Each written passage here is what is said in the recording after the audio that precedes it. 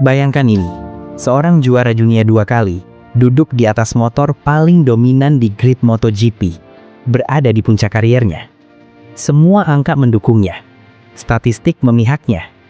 Namun di balik semua itu, ada satu hal yang perlahan menghilang. Sesuatu yang tidak pernah muncul di lembar hasil balapan. Rasa percaya diri.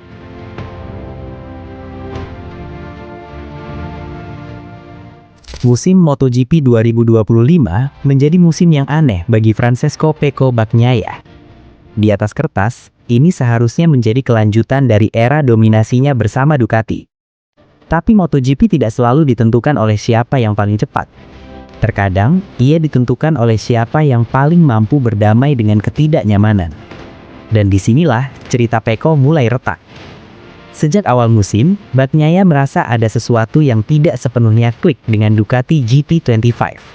Motor itu cepat, bahkan sangat cepat, tetapi tidak berbicara dengan instingnya. Braking yang dulu menjadi senjatanya, kini terasa ragu. Ban depan yang biasanya memberinya kepercayaan penuh, justru sering mengirim sinyal kebingungan. Pecco masih bisa memaksa hasil, tetapi setiap lap terasa seperti perjuangan, bukan aliran alami seperti tahun-tahun juaranya. Lalu, datanglah Motegi. Jepang menjadi satu akhir pekan yang terasa seperti mukjizat. Di sana, semuanya tiba-tiba kembali. Pole position, sprint dikuasai. Balapan utama dikendalikan dari lampu start hingga bendera finish. Untuk pertama kalinya di musim 2025, Bagnaia merasa dirinya kembali menjadi Pecco yang lama. Ia bahkan mengakui bahwa perasaan di Motegi mengingatkannya pada musim 2024. Musim ketika segalanya terasa mudah. Masalahnya, Motegi bukanlah awal kebangkitan. Motegi adalah pengecualian yang berbahaya. Begitu kalender berlanjut ke Indonesia, ilusi itu runtuh seketika. Mandalika menjadi mimpi buruk. Posisi start ke-16, tanpa poin, dan kebingungan total. Phillip Island tidak jauh berbeda. Bahkan ketika hasil top 7 berhasil diraih, itu terasa seperti penyelamatan, bukan kemajuan. Realitasnya jelas, Jepang bukan solusi. Jepang hanyalah satu momen ketika segalanya kebetulan selaras. Di tengah musim, Bagnaia akhirnya mengucapkan kalimat paling jujur dalam karirnya. Saya bukan adaptor yang baik terhadap sesuatu yang tidak saya sukai. Kalimat ini menjelaskan segalanya. Saat Ducati GP25 menuntut perubahan gaya, Pecco kesulitan menyesuaikan diri.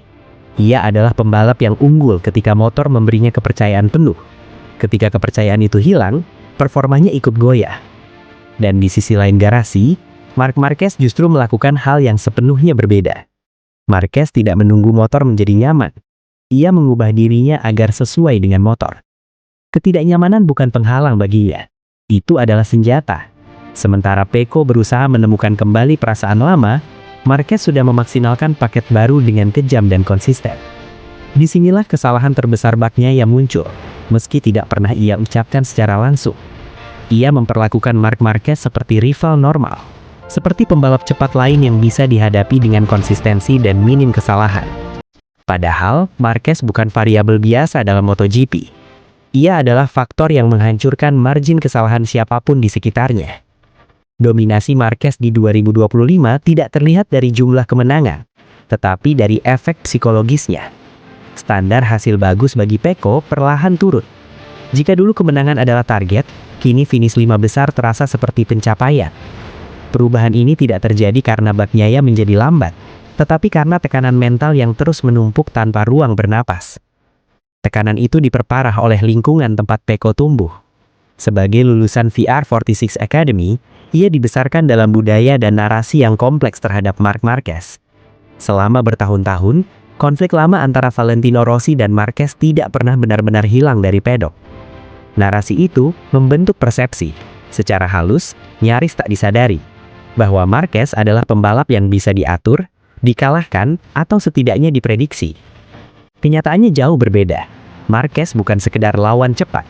Ia adalah pembalap yang berkembang dalam kekacauan, yang justru semakin kuat saat orang lain mulai ragu. Ketika Bagnaia akhirnya menyadari bahwa ini bukan pertarungan intratim biasa, krisis mentalnya sudah terlanjur dalam. Menjelang akhir musim, posisi Bagnaia merosot. Dari kandidat juara, ia turun menjadi penantang 5 besar. Sebuah perubahan yang bagi seorang juara dunia terasa jauh lebih berat daripada sekedar angka klasemen. Ia tidak hanya berjuang melawan motor atau lawan, tetapi melawan identitasnya sendiri sebagai pembalap. Kini, semua mata tertuju ke 2026. Kontrak Bagnaia mendekati akhir. Ducati menginginkan dua pembalap di level tertinggi, dan Marc Marquez tidak menunjukkan tanda-tanda melambat. Musim 2025 akan dikenang bukan sebagai musim ketika Pecco kehilangan kecepatan, tetapi musim ketika ia dipaksa menghadapi kebenaran yang paling tidak nyaman dalam MotoGP, bahwa kecepatan saja tidak cukup. MotoGP adalah ujian adaptasi, ego, dan keberanian untuk menerima realitas. Dan di musim ini, Francesco Bagnaia belajar betapa kejamnya ujian tersebut. Terutama ketika lawanmu adalah Marc Marquez, pembalap yang tidak pernah bermain sesuai aturan siapapun.